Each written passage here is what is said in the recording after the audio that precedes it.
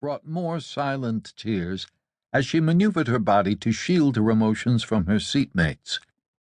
She had managed politely to fend off attempts at conversation by the woman next to her, who eventually fell asleep. Jayla wanted to sleep too, but each time she closed her eyes, her father's smiling face roused her. "Just remember, Jayla," he had often said, "medical research is controlled by those with money. Big money. Never let their money corrupt you. Always be true to yourself."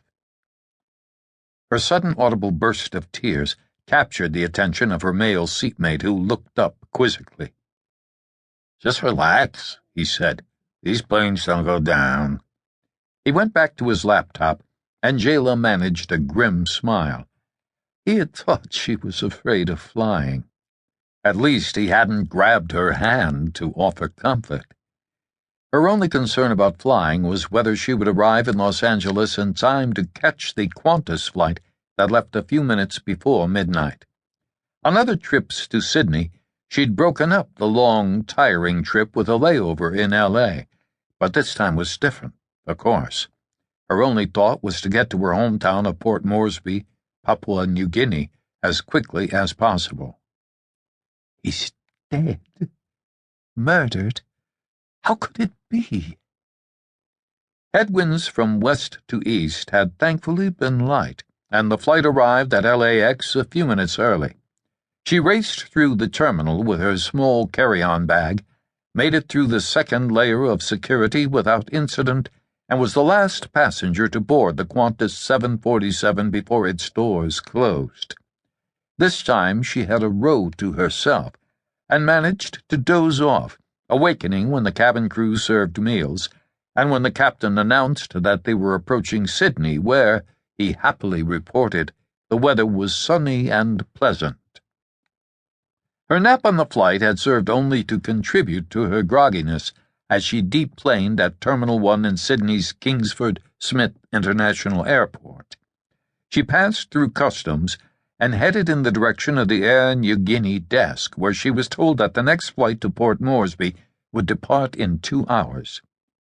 She purchased a ticket, found the nearest restaurant, and took a chair in an exterior section that jutted out into the terminal, affording a view of the multitude of passengers scurrying to and from their flights.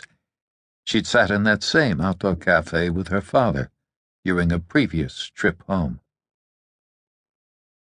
He had flown to Sydney from Port Moresby to meet his daughter and only child, and they had spent a glorious 4 days together, taking in shows, dining in good restaurants, and catching up on their respective lives. She hadn't accompanied him back to Port Moresby that time.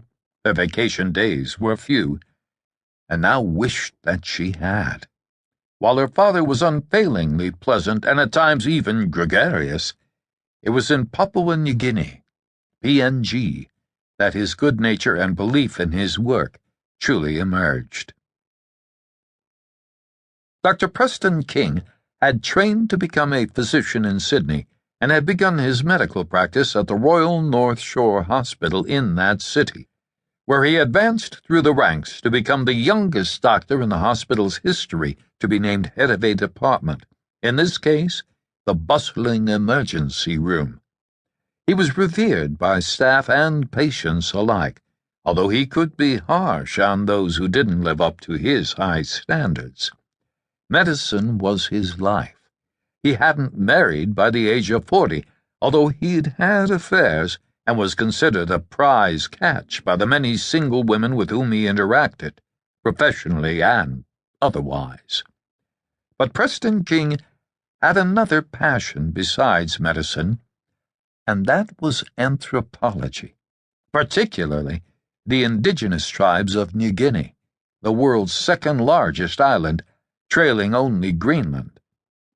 He devoured books by anthropologists and began making trips to the island to learn firsthand about its myriad tribes.